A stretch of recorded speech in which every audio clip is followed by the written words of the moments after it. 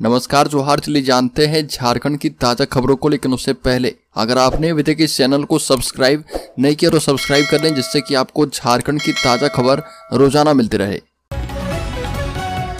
तो सबसे पहले खबर की बात करें तो बीजेपी ने मांडू के विधायक जयप्रकाश भाई पटेल के कांग्रेस में शामिल होने के कुछ घंटे बाद झारखंड विधानसभा की सदस्यता से अयोग्य घोषित करने की मांग की है। और विपक्ष के नेता अमर कुमार बौरी ने विधानसभा अध्यक्ष रविंद्रनाथ महतो को लिखे एक पत्र में कहा कि पटेल ने बीजेपी के चुनाव चिन्ह पर मांडू विधानसभा सीट जीती और 5वीं झारखंड विधानसभा के सदस्य बने।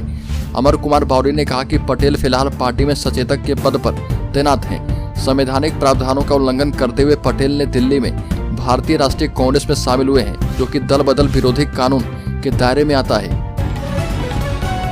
अगली खबर, झारखंड में विपक्षी गठबंधन में सीट बंटवारे पर बनी सहमति। कांग्रेस 7 सीटों पर लड़ने वाली है चुनाव।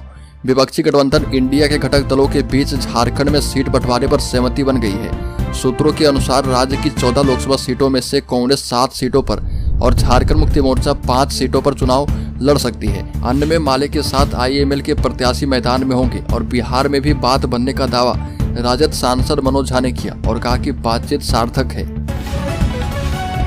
अगली खबर, सीता सोरेन ने देवरानी और हेमंत सोरेन की पत्नी कल्पना सोरेन को दी चेतावनी।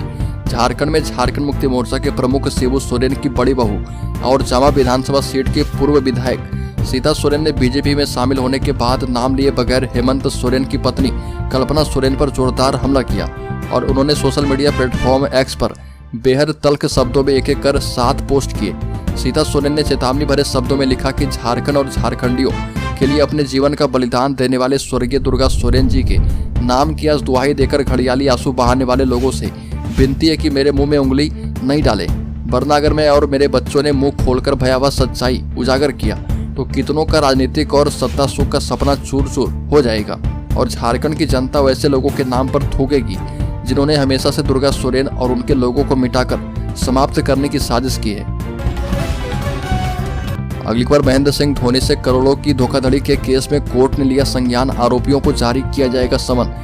क्रिकेटर महेंद्र सिंह धोनी की ओर से अर्का स्पोर्ट्स मैनेजमेंट नामक कंपनी के निदेशकों के खिलाफ करोड़ों की धोखाधड़ी का आरोप लगाते हुए दर्ज करवाए गए केस में रांची के जुडिशियल मजिस्ट्रेट राजकुमार पांडे की कोर्ट ने संज्ञान लिया है और आरोपी के खिलाफ कोर्ट की ओर से समन जारी किया जाएगा।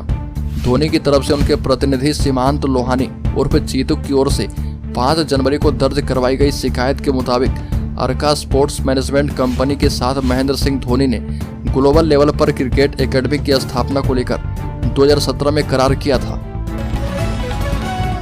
अगली बार, होली में रांची लौटना हुआ महंगा। 5,000 का फ्लाइट टिकट पहुंचा 13,000 तक। बता दें कि होली में दिल्ली, मुंबई, बेंगलुरु, चेन्नई से अपने घर रांची आने वाले लोगों को लगभग 3 गुना फ्लाइट किराया चुकाना होगा। रांची एयरपोर्ट पर सबसे अधिक दिल्ली से फ्लाइट आती है। आम दिनों में जहां रांची से दिल्ली का किराया 5,000 होता है, वहीं 19 मार्च से लेकर 24 मार्च तक दिल्ली से रांची का किराया 13,000 रुपये से अधिक हो गया है। इसी तरह रांची से बेंगलुरु का किराया 5,000 है और होली के समय रांची से बेंगलुरु का किराया 12,000 हो गया है। चेन्नई से रांची का किराया भी 15,000 तक पहुँच गया है। एक और बड़ी खबर, रांची में लोकसभा चुनाव को लेकर तैयारियां तेज। 900 वाहनों की होगी आवश्यकता। लोकसभा चुनाव को लेकर रांची में सेक्टर मजिस्ट्रेट के लिए 318 वाहनों की आवश्यकता होगी और उनमें सिल्ली में 33, तमाड़ में 32, कांके में 58, खिजरी में 57, हटिया में 59, रांची में 21 और मांडर में 58 वाहन लगाए जाएंगे। और इन वाहनों में स्कॉर्पियो, सुमो और इनोवा शामिल है। इसके अलावा रिजर्व में भी छोटी गाड़ियों को रखा जाएगा। पोलिंग के लिए 579 बसों की आवश्यकता होगी और इसे पोलिंग पार्टी को उपलब्ध करवाया जाएगा। बड़ी खबर, रांची में ईडी का एक्शन। चर्चित सब इंस्पेक्टर मीरा सिंह के ठिकाने पर रेड। जमीन घोटाले से जुड़ा है मामला। झारखंड की राजधानी रांची में ईडी ने अवैध खनन सहित जमीन घोटाले में बड़ी कार्रवाई की है और हाल सुबह ईडी की टीम रांची के तूपुदाना की थाना प्रभारी मीरा सिंह के ठिकाने पर ताबड़तोड़ छापेमारी की। ईडी मीरा सिंह के खिलाफ ट्रैप केस की जांच कर रही है और खूंटी में महिला थानेदार रहते हुए मीरा सिंह को एक बार रिश्वत लेते भ्रष्टाचार निरोधक ब्यूरो ने गिरफ्तार किया था। और जमीन घोटाले मामले में ईडी की जांच अब तेज हो गई है। ईडी दफ्तर में कई लोगों से पूछताछ चल रही है। अगली खबर, कल्पना सोरेन ने कहा कि अंग्रेजों एवं महाजनों की तरह जनता का शोषण कर रही भाजपा सरकार। झारखंड के पूर्व मुख्यमंत्री हेमंत सोरेन की पत्नी कल्पना सोरेन ने गांडे विधानसभा क्षेत्र में भाजपा पर जमकर हमला किया। 2 दिवसीय दौरे पर यहाँ पहुंची कल्पना सोरेन बेंगाबाद के रास्ते फुलजोरी, पहरीडी, आहारडी और मेदनी सारे होते हुए केराड़ 12 गांव पहुंची और वहां मुखिया संगीता सोरेन समेत कई लोगों ने कल्पना सोरेन का स्वागत किया।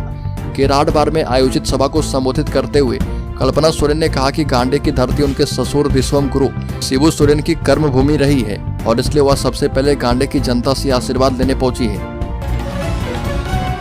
पलिकर राज्य में 170 करोड़ की 52 पेयजल योजनाओं में वन, रेलवे और NHAI का पेच। वन विभाग, NHAI और रेलवे की ओर से क्लियरेंस नहीं मिलने की वजह से जल जीवन मिशन के तहत झारखंड में चल रही ग्रामीण पेयजलापूर्ति की 52 योजनाएं लंबित है।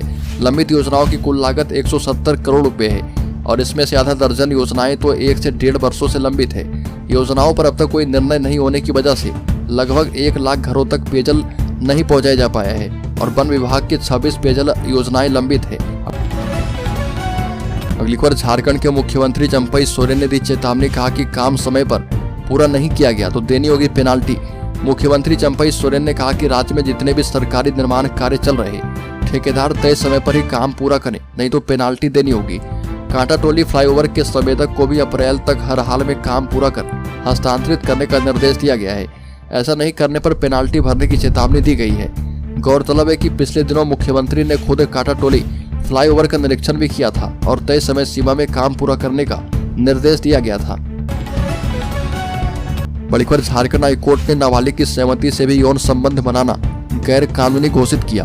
19 साल पुराने रेप केस में झारखंड हाईकोर्ट का फैसला।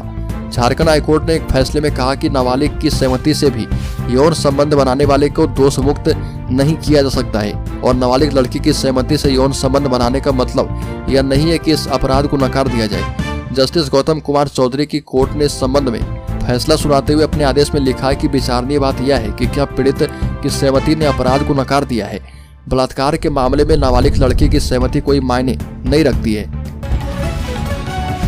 अगली बार झारखंड के सरकारी स्कूलों को सुधारने का प्लान। प्रोजेक्ट इम्पैक्ट में लापरवाही करने वालों पर होगा एक्शन। सरकारी स्कूलों की गुणवत्ता में सुधार और बेहतर शैक्षणिक वातावरण सुनिश्चित करने के लिए राज्य में लागू किए गए प्रोजेक्ट इम्पैक्ट की निगरानी के लिए राज्य स्तर पर अनुश्रवण टीम गठित की गई है। टीम हर सप्ताह स्कूलों में प्रोजेक्ट इम्पैक्ट की मॉनिटरिंग कर राज्य शिक्षा परियोजना निदेशक के साथ इस प्रोजेक्ट के आउटकम की जानकारी साझा करेगी और अप्रैल महीने में प्रोजेक्ट इम्पैक्ट की जमीनी पड़ताल के लिए राज्य स्तरीय अनुश्रवण टीम विभिन्न जिलों में जाएगी। अगली बार प्रेम प्रकाश के बेल पर सुप्रीम कोर्ट में सुनवाई। कोर्ट ने कहा कि दी जा सकती है अंतरिम जमानत। सुप्रीम कोर्ट में प्रेम प्रकाश की जमानत याचिका पर 29 अप्रैल को सुनवाई अब होने वाली है और कोर्ट ने 20 मार्च को सुनवाई के बाद अगली तिथि निर्धारित की है। हालांकि कोर्ट ने प्रेम प्रकाश को जेल में स्थानांतरित करने के मुद्दे को सुनने से इनकार कर दिया। न्यायमूर्ति संजीव खन्ना और न्यायमूर्ति दीपांकर दत्ता की पीठ में प्रेम प्रकाश की याचिका पर सुनवाई की गई और कोर्ट ने इस दौरान कहा कि जांच के नाम पर किसी को लंबे समय तक जेल में नहीं रखा जा सकता है और किसी मामले में जांच पूरी होने के बाद गिरफ्तारी की जानी चाहिए। बढ़कर बारिश ने बदल दिया झारखंड के मौसम का मिजाज। चैत में भी ठंड का एहसास हो रहा। झारखंड में अगले 24 घंटे के बाद से मौसम साफ होने की संभावना व्यक्त की गई है। इस दौरान राज्य के संताल परगना और आसपास में कहीं कहीं बादल छाए रहेंगे। हल्की बारिश होने की संभावना व्यक्त की गई है और आसमान अब पूरी तरह से साफ रहेगा। इसके बाद रांची समेत राज्य के विभिन्न हिस्से में तापमान बढ़ने की संभावना है। मौसम विभाग के मुताबिक राज्य में पिछले 24 घंटे के दौरान कई जगहों पर अच्छी बारिश हुई है। बढ़कर खूंटी और लोहरदगा सीट में भाजपा को टक्कर दे सकती है कांग्रेस। खूंटी और लोहरदगा सीट से कांग्रेस भाजपा को टक्कर दे सकती है। 2019 के लोकसभा चुनाव में दोनों सीटों पर भाजपा से कांग्रेस के प्रत्याशी कम अंतर से हारे थे और खूंटी में जहां हार का अंतर 1500 से भी कम का था, वहीं लोहरदगा में करीब 10,000 था। 2009 से लगातार त्रिकोणीय मुकाबला हार जीत का फैसला कर रही है और खूंटी और लोहरदगा में भाजपा ने लोकसभा चुनाव के प्रत्याशी की घोषणा कर दी है। बढ़कर 17 मिलियन टन कोयला उत्पादन लक्ष्य से राजमहल परियोजना अभी कोसों दूर। देश के सबसे बड़े ओपन कोल माइंस राजमहल कोल परियोजना के कोयला खनन को लेकर निर्धारित लक्ष्य 17 मिलियन टन को पूरा कर पाने में बड़ी चुनौती दिख रही है। कंपनी के वर्ष 2023-24 के लक्ष्य में ECL का उत्पादन लक्ष्य 17 मिलियन टन निर्धारित किया गया है और इस दौरान कंपनी 20 मार्च तक उत्पादन 10 मिलियन टन ही पूरा कर पाई है। जिस रफ्तार से कोयले का उत्पादन हो रहा उस पर गौर किया जाए तो 17 मिलियन टन का लक्ष्य पूरा करने के लिए कंपनी के पास मात्र 10 दिनों का समय बचा है। बड़ी खबर सीट शेयरिंग से पहले राजद ने किया उम्मीदवार का ऐलान। झारखंड में इंडी गठबंधन में सीट शेयरिंग नहीं हो पाई है और सीट बंटवारे से पहले ही राजद ने खुलकर चतरा और पलामू सीट पर अपना दावा ठोक दिया है। राज्य सरकार के उद्योग मंत्री सदानंद भोक्ता खुद को ही उम्मीदवार घोषित करके प्रचार में लग गए। साथ ही चतरा के साथ पलामू में कौन उम्मीदवार होगा, भोक्ता ने इसका भी ऐलान कर दिया है। और भोक्ता ने कहा कि चतरा में पुरुष और पलामू में महिला उम्मीदवार तय है और पलामू से ममता भुइयां को सीट देने का ऐलान भोक्ता ने किया है। बड़ी खबर जयप्रकाश भाई पटेल के कांग्रेस में जाने की कहानी सामने आई।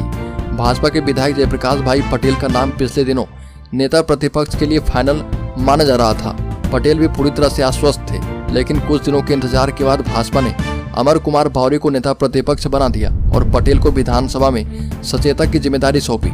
और माना जा रहा है कि कहीं न कहीं यह बात पटेल को चुभ गई और उन्होंने इसे सार्वजनिक नहीं की, लेकिन वो इस घटनाक्रम से काफी आहत हुए और इसके बाद पटेल का मन बदलने लगा और अंततः उन्होंने भाजपा को बाय बाय कर दिया है। बड़ी खबर झारखंड में ईडी की कार्रवाई लगातार जारी। आईएएस की पत्नी एवं विधायक के करीबी से पूछताछ। जमीन घोटाला मामले में जांच एजेंसी ने आईएएस अधिकारी अविनाश कुमार की पत्नी प्रीति कुमार से लंबी पूछताछ की और प्रीति जमीन से संबंधित दस्तावेज लेकर दोपहर 12 बजे ईडी ऑफिस पहुंची और वहां पर उनसे बरियातू स्थित बर्लिन अस्पताल की जमीन के संबंध में सवाल पूछे गए। जांच एजेंसी ने पूछा कि अस्पताल की जमीन कब और किससे खरीदी। इस पर प्रीति ने जमीन खरीदने से संबंधित दस्तावेज ईडी के सामने रखा और जांच एजेंसी ने पिछले साल बड़काई अंचल के राजस्व उप निरीक्षक भानु प्रताप के आवास पर छापेमारी की थी। बड़ी खबर रांची सहित राज्य के अंचल कार्यालय में भ्रष्टाचार चरम पर पहुंच गया है।